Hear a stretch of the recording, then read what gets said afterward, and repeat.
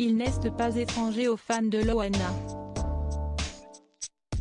Il y a quelques semaines, alors qu'elle était en tournage pour un documentaire qui lui est consacré, l'ex-star du Loft présentait à ses abonnés Instagram un certain Nicolas, qu'elle surnomme son amour, son ami et son Lucifer.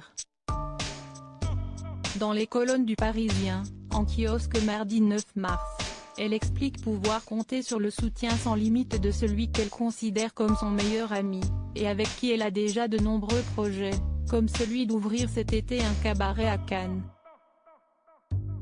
Un ami qui semble particulièrement présent, notamment depuis sa sortie de l'hôpital psychiatrique, après une intoxication aux médicaments pour laquelle elle blâme Sylvie Ortega.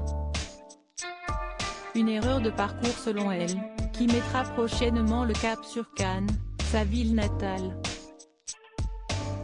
Mais pas toute seule, puisque Nicolas ne sera pas loin d'elle. Je vais vivre dans un appartement à côté du sien, mais on sera beaucoup ensemble, a-t-elle confié, expliquant être un danger pour elle-même lorsqu'elle est seule. Je suis nocive, j'ai besoin que quelqu'un soit fier de moi, ajoute-t-elle. Loana tire les leçons de son hospitalisation, une épaule sur laquelle Loana peut désormais se reposer, et que la solitude la fait se sentir terne comme elle le précise auprès du Parisien. Mais qui tire également les leçons de son séjour en hôpital psychiatrique. Ce qui m'est arrivé récemment m'a appris que la vie était encore plus belle, a-t-elle confié.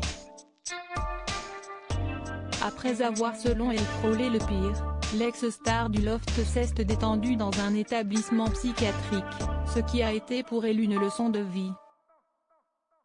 Ils sont plusieurs là-haut pour me sauver, lance-t-elle au quotidien, précisant qu'il n'y a pas qu'une étoile mais une constellation.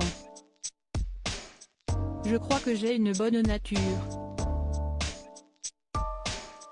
Je me demande comment je fais pour guérir aussi vite, conclut-elle.